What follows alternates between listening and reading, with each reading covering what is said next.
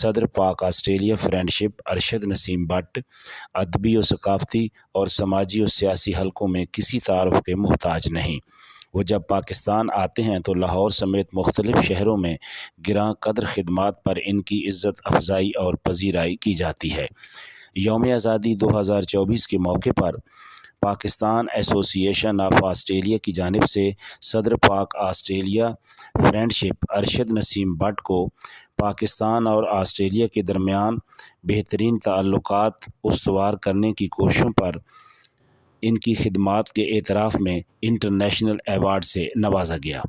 اس موقع پر Pakistani high commissioner زاہد حفیظ چودھری، مقامی M P Nathan Matthew ہیگریٹی سمیت زندگی کے مختلف شعبوں سے تعلق رکھنے والی شخصیات موجود تھیں۔